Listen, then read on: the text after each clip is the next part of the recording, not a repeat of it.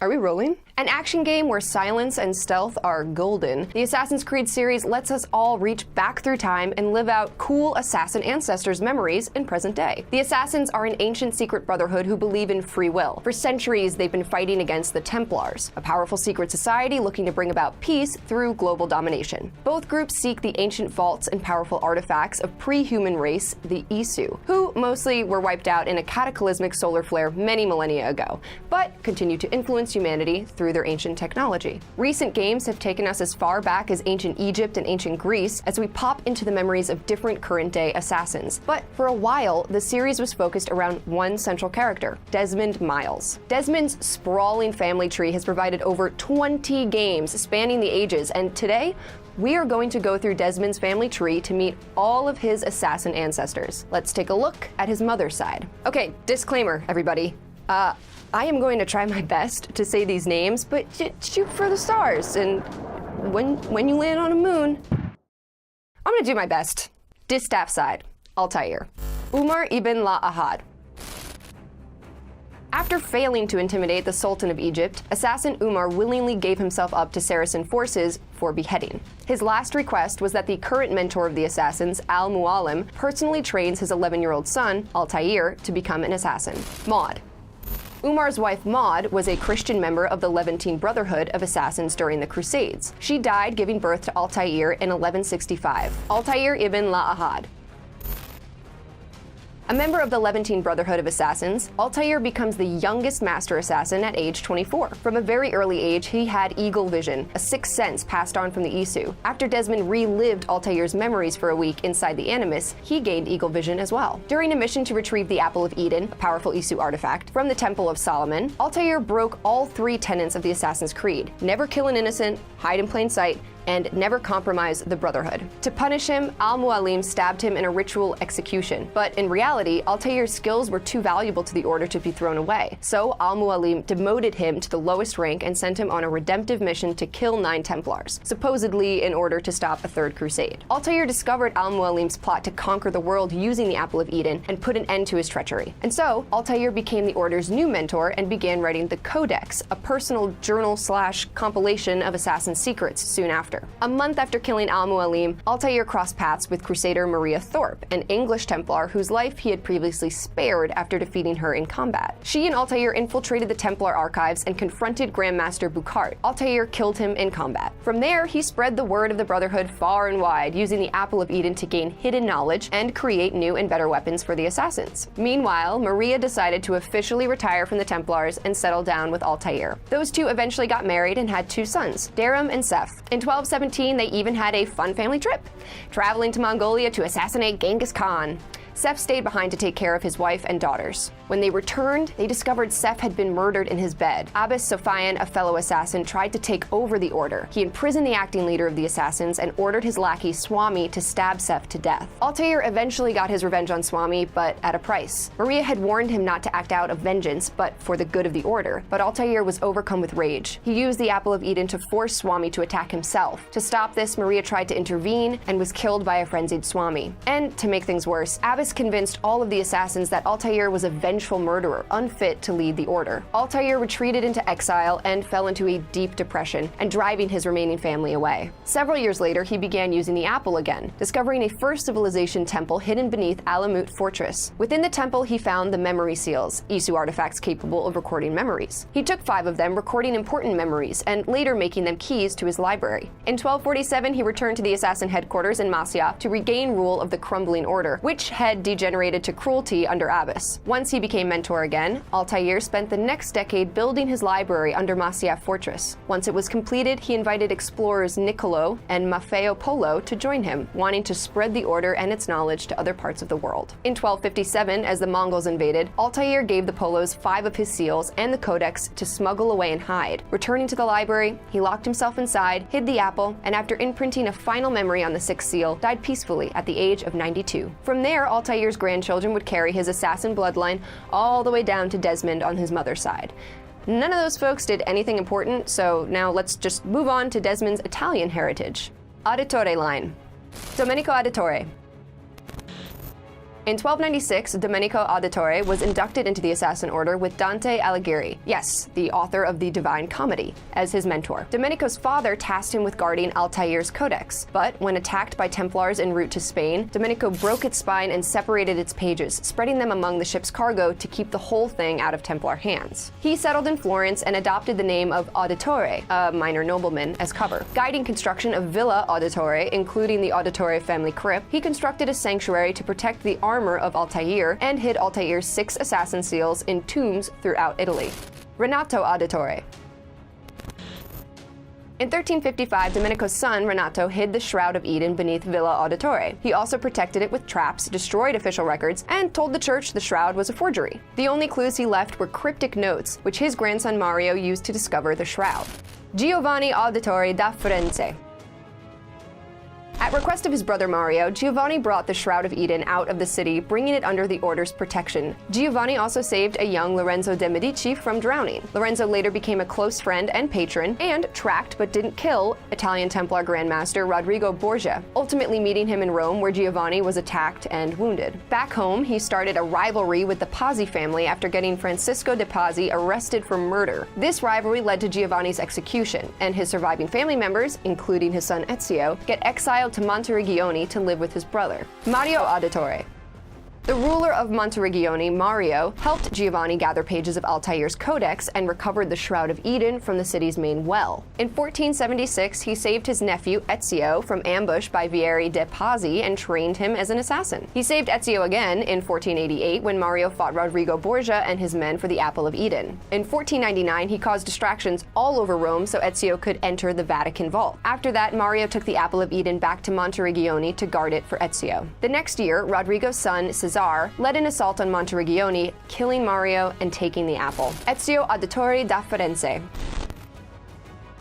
After his father was executed in 1476, 17-year-old Ezio learned about his family's assassin history and began training under his uncle Mario. The assassins already had 6 codex pages, but by age 29, Ezio found and united all 30 pages. With Leonardo da Vinci's help, of course, he deciphered its prediction. A prophet would bring together 2 pieces of Eden and open the vault and reveal a map of other vault locations. Borgia believed that he was the prophet and ruthlessly pursued the vault. And so, Ezio set out to stop Rodrigo Borgia from getting the map. Ezio caught up with Borgia, but Borgia escaped with a papal staff, a piece of Eden. At least he left behind an apple of Eden for Ezio to claim. Turns out that Ezio was the true prophet, so his allies formally inducted him into the Brotherhood of Assassins. In 1499, Ezio tracked down and eventually defeated Rodrigo Borgia, who at this point is the Pope, in a fistfight. With Borgia stopped, Ezio entered the vault and encountered an Isu named Minerva. Using Ezio's memories, she warned Desmond about future events of destruction and told him to find the other vaults. Once Ezio left the vault, he did some serious work for the assassins.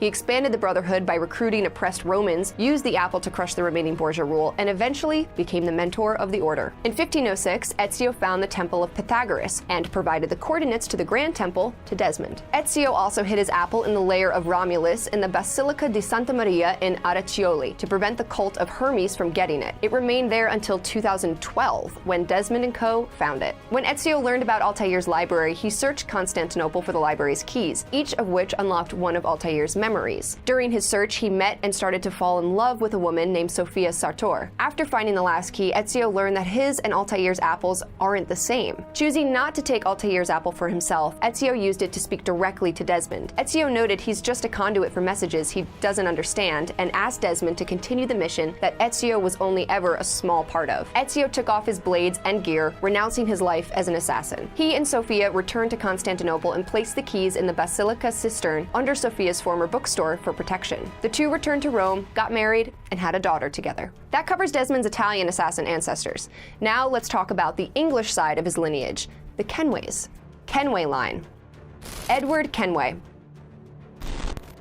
The privateer turned pirate turned assassin, Edward Kenway, wore a lot of different hats. He had a slew of his own adventures that led him to discover the Crystal Skull and the Observatory. After a life of piracy left him bereft, he joined the Assassins and eventually the rank of Master Assassin. In 1725, he and his wife Tessa had a son, Haytham. When Haytham was 6, Edward started training him in swordsmanship and combat. Meanwhile, Edward used his business as a cover to find other First Civilization temples. As he discovered clues about the Grand Temple, he wrote them down in his journal. In 1735, Edward is killed by 2 intruders trying to steal his journal. Haytham E. Kenway.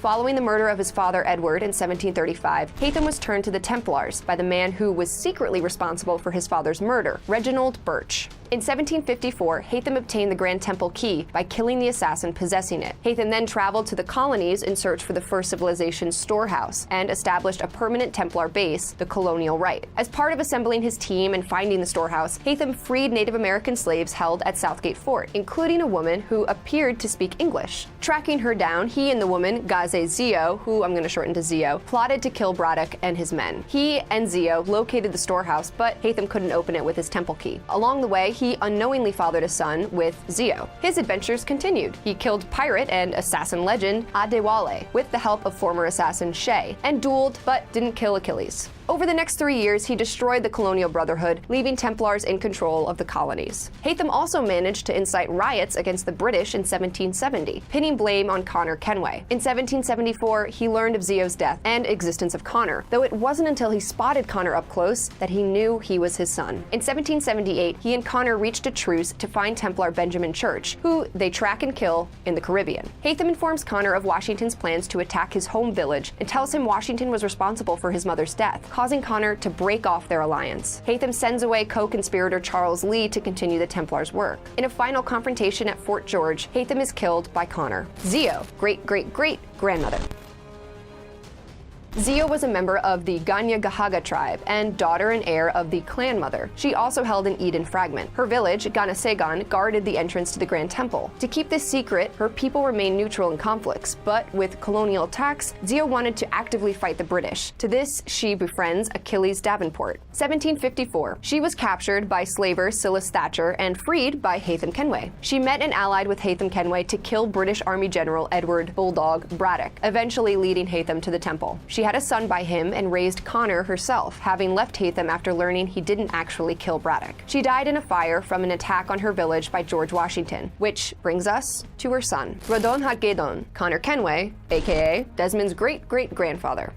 Rodon Hadgedon, also known as Connor Kenway, which I'm going to call him Connor Kenway, was born in the Iroquois village of Ganatazedon in 1756. In 1760, Colonial Templar Charles Lee roughed up young Connor Kenway trying to find the first civilization temple. Shortly after, his village was attacked, leading him to believe the Templars were responsible for burning the village and killing his mother. At 13, his grandmother, the clan leader, showed Connor her crystal ball, a piece of Eden, and told him that their people were tasked with guarding the land. Touching the ball, he was transported to the Nexus, where Juno told him to seek out the symbol of the assassins, setting him up to help future descendant Desmond. In 1769, he tracked down Achilles Davenport, one of the 2 remaining colonial assassins, asking him to train him. Initially refusing, Achilles gave in after Connor waited, broke in, and fought off bandits. Achilles filled him in on Ezio Auditore, starting the assassins' contact with the Isu, first civilization, and of the war between assassins and Templars, revealing the 5 Templar conspirators they'd need to take down. He learned his mother was Achilles' ally, and his father, Haytham, the Templar Grand Master. Achilles gave him the less conspicuous name Connor, after Achilles' deceased son. In 1770, after seeing his father in person for the first time, Connor tried preventing the Templar-incited Boston Massacre. This made him a wanted man, though Samuel Adams helped clear his name. Achilles officially inducted Connor into the Brotherhood. He prevented a Templar plot on George Washington's life, along with assisting a number of other historical high points of the American Revolution. In 1782, he killed Charles Lee in Monmouth, New Jersey, taking the Grand Temple amulet from him. In 1783, he again entered the Nexus, where Juno instructed him to hide the Grand Temple key. He did so in the grave of his namesake, Connor Davenport, at Davenport Manor. While camping one night, Connor is met by his now friend, George Washington, who tells him that he discovered a strange orb, an apple of Eden. After the 2 of them see visions of the dystopian future that will befall America if Washington is corrupted by the apple's power, Washington asks Connor to cast the apple into the sea where no one can ever find it, which he promptly does.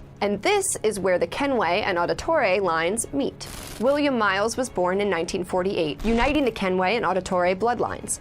He is Ezio's great-great-great-grandson on his father's side, and Rodon Hadgedon's great-great-grandson on his mother's side. Now we're getting pretty close to our main man, Desmond. In 1977, William Miles stole plans from the Animus from the Templars in Moscow, letting the Order build their own. In 1987, Desmond was born, and William raised him on the farm along with other assassins in training. William took over the Order as mentor in 2000, when the previous mentor was assassinated by a brainwashed Abstergo assassin. He and the other assassins abandoned the farm in 2012 and and went into hiding, though he kept in contact with Lucy Stillman regarding Desmond's progress in the Animus. He sent a team in to retrieve Desmond and the Apple of Eden from the Colosseum vault and ordered Desmond placed back in the Animus, where he wrote down coordinates observed by Ezio and Da Vinci in the Pythagorean vault. After Desmond fell into a coma, William transported him and fellow assassin Rebecca Crane to New York. In Assassin's Creed 3, when Desmond woke, William and the rest of the assassin team went to the Grand Temple, where William instructed Desmond to be put back in the Animus after he suffered from the bleeding effect. He also pushed Desmond to go back into the Animus to find the temple key faster. He was captured by Abstergo as leverage against Desmond while in the Cairo Museum retrieving a third power source. Once inside the Grand Temple, William tried dissuading Desmond from touching the pedestal that would save Earth, but release Juno and kill him. It didn't work. 6 months after Desmond's death, William left the Order, though he ultimately returned in 2014. Desmond Miles.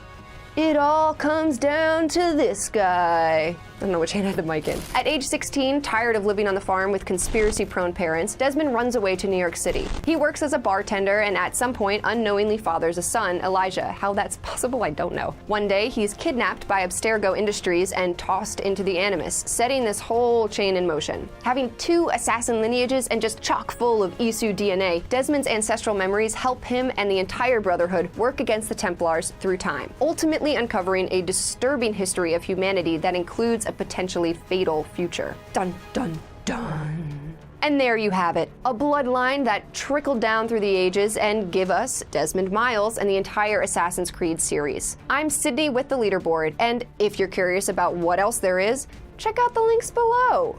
Maybe in the sidebar, maybe they're over there. If they're not our videos, don't click them though. Bye!